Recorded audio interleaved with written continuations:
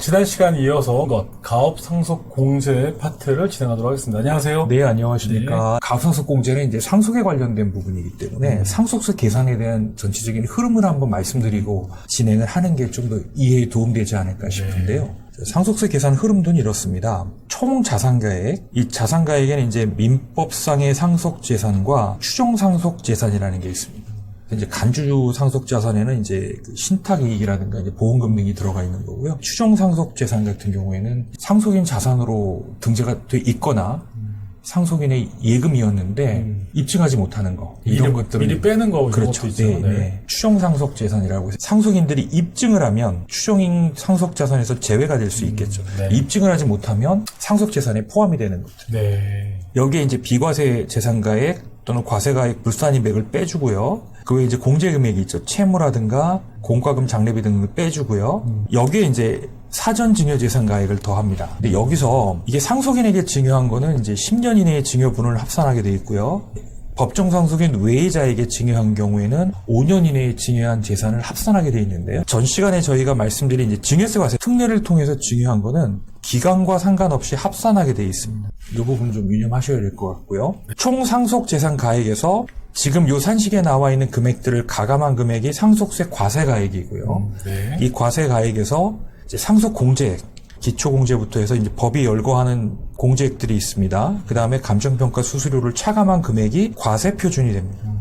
이 과표에 구간별 세율을 곱한 것이 이제 산출세액이 되는 거고요. 이 세액에서 기납부한 증여세액 공제 또는 외국에서 납부한 세액 공제라든가 재차 상속이 이루어진 경우에 단기세액 공제라든가 신고세액 공제들을 다 가감해준 금액에서 가산세를 곱한 금액이 총 결정세액이 되는 거고요. 그 세금을 내가 연부 연납할 거냐 물납할 거냐 자진 납부하느냐 선택하게 되면 그게 이제 곧 신고 납부할 세액이 되는 이런 프로세스를 좀 이해하시고 설명을 들으시면 좀 도움이 되실 것 같습니다. 네. 상속세에서 가장 중요한 절세 포인트는 상속세는 전체 재산 가액을 합산해서 세금을 부과한다는 것입니다. 반면에 사전 증여는 인별 과세된다는 점을 유념하십시오. 일반적인 경우 상속보다 증여가 세금 측면에서 유리합니다. 기억하세요. 승계 지원 제도는 크게 4가지가 있다고 보시면 됩니다. 하나는 이제 사후 상속 개념에서 공제를 해주는 가업상속 공제 제도가 있고요. 상속. 예, 그렇습니다. 이건 사후죠. 증여세 과세 특례제는 이제 사전에 혜택을 주는 겁니다. 또 가업상속에 대한 이제 연부 연납 제도, 이건 이제 가업상속을 하더라도 세금이 나올 수 있습니다. 그 세금을 일정 기간 분할해서 납부할 수 있게 해주는 거고요. 근데 이게 이제 일반 연부 연납보다 기간이 상당히 깁니다. 그 다음에 2022년도 개정세법에서 들어온 상속세나 증여세를 납부를 유예해 주는 제도입니다. 그래서 이 4가지가 가업승계 지원 제도고요. 우리 회사의 가장 효능감이 높은 제도가 어떤 제도인지를 검토를 해서 이제 그 제도를 선택하시면 되겠죠. 네. 참고로 가업승계 특례제도 이용 실적을 보면 증여세 과세 특례가 사전 증여가 가업 상속보다 훨씬 많습니다. 일반 증여도 마찬가지죠. 상속세를 줄이는 방법이 사전에 증여를 하는 방법이기 때문에 그렇죠. 네, 사전 증여가 상속보다 훨씬 많습니다. 한 3배가량 많네요. 예, 그렇습니다. 그런데 이제 이 가업승계 지원제도의 경우에는 현실적으로 이런 경우보다는 사전 증여 특례가 훨씬 가업상속고보다 유리한 경우가 많이 있습니다. 그래서 어떤 경우에 가업상속 공제가 더 유리한지, 어떤 경우에 가업승계 증여세 과세 특례가 더 유리한지에 대한 거는 뒤에서 설명을 드리도록 하겠습니다. 자, 가업승계 특례제도는 크게 4가지입니다. 가업상속 공제제도, 가업승계에 대한 증여세 특례제도, 가업상속에 대한 상속세 연부 연납제도, 가업승계 시 상속증여세 납부 유예제도가 있습니다. 잊지 마세요.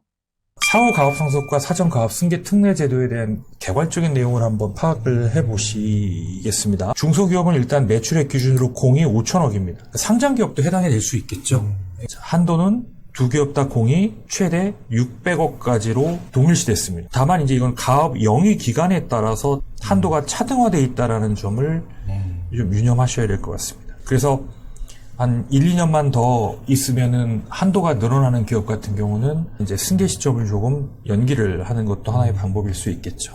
가업상속 공제는 기본공제라는 개념은 없고 사전 증여세과세 특례는 10억 원까지 공제를 해줍니다. 그래서 사실은 기업 가치가 뭐 몇백억씩 나오지 않는 기업들 같은 경우 요 10억 원 정도만 주식을 자녀 등에게 이전을 해도 충분한 이전 효과가 나타나는 어느 정도 이제 지분율의 균형을 이룰 수 있다면 네네. 뭐가 유리할까요? 예, 배당을 하기 유리한 거죠. 그러니까 지분율이 부모에게 집중되어 있는 경우에는 부모의 주식을 자녀에게 이전할 때 이때 이제 양도 증여라는 부분이 방법밖에 없지 않습니까? 네. 이때 이제 조세 비용이 많이 지출이 되잖아요. 그래서 부모의 주식을 자녀에게 10억 범위 안에서 이전을 해서 어느 정도 부모와 자식 간의 지분율 밸런싱을 이룰 수 있다면 그 이후에 배당 정책으로 인해서 얻게 되는 효익이 상당히 커질 수 있다.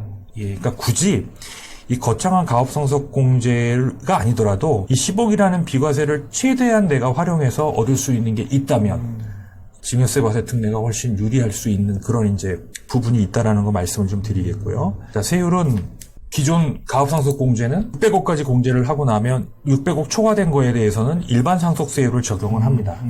예. 그리고 사전 증여세과세 특례는 과표 60억 기준으로 60억 이하는 10%, 60억 초과 20% 이렇게 적용하는 거고요. 자, 피상속인 요건 중에 반드시 지켜야 될 것 중에 하나는 최대주주 지위를 유지해야 되는 겁니다.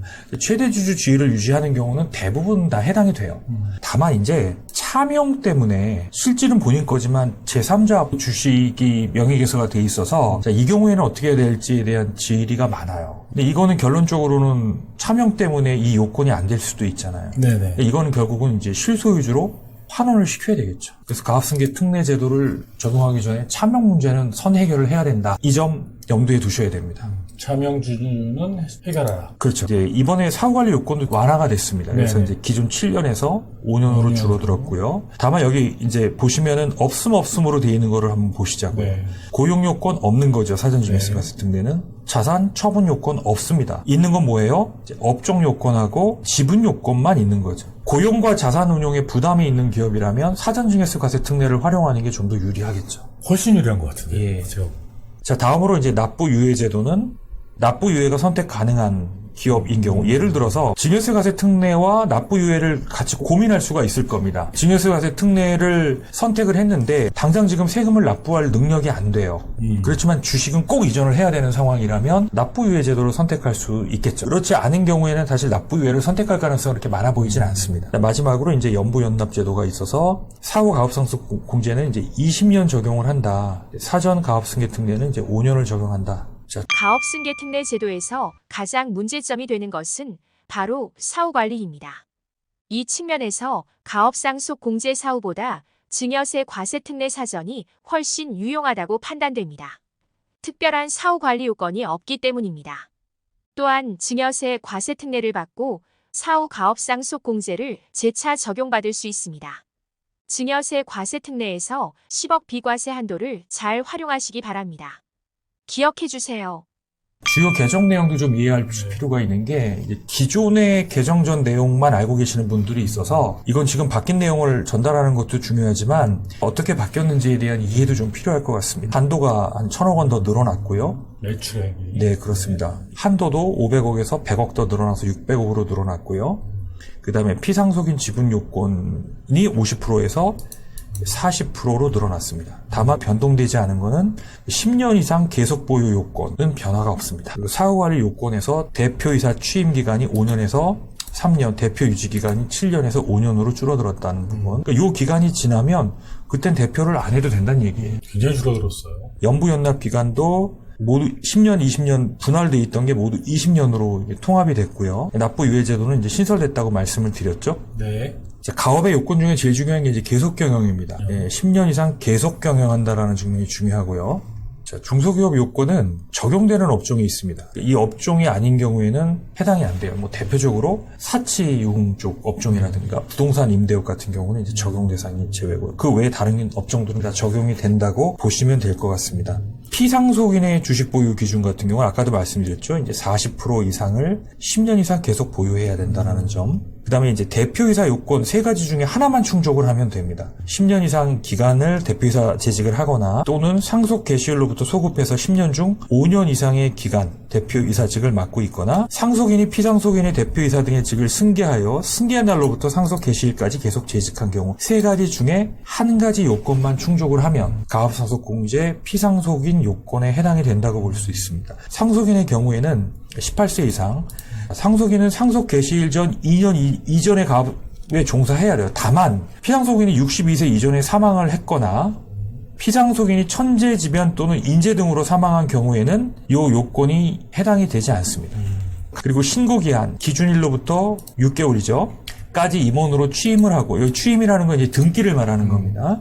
신고 기한부터 2년 내에는 반드시 대표이사에 취임을 해야 됩니다. 규정은 좀 유념하실 필요가 있을 것 같아요. 중견기업에 해당하는 경우에는 예를 들어서 납부할 여력이 충분히 되는 경우, 그런 경우에는 이 제도를 활용할 수가 없어요. 실제 납부할 상속세가 지금 100억입니다. 네. 가업상속공제로. 그런데 내가 이미 가업 외의 자산으로 200억을 보유하고 있어요. 네.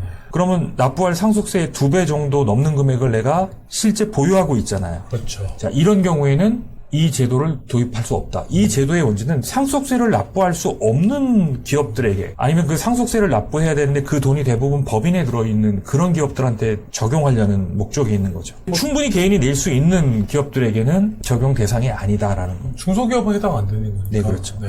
자, 참고로 2021년 1월 1일에 가업상속을 받은 경우 사후관리 기간 종료일은 2023년도 1월 1일 세법이 개정이 됐거든요. 사후관리 기간은 그럼에도 불구하고 5년이며 2026년도 12월 31일 사후기간이 종료된다라는 점 한번 인지를 좀 해두시면 도움이 되실 것 같습니다. 가업 승계와 상속 문제는 미리 대비하면 반려견과 산책하듯이 여유롭게 준비할 수 있지만 시기를 놓치면 장비 없이 암벽을 올라야 하는 상황이 되곤 합니다.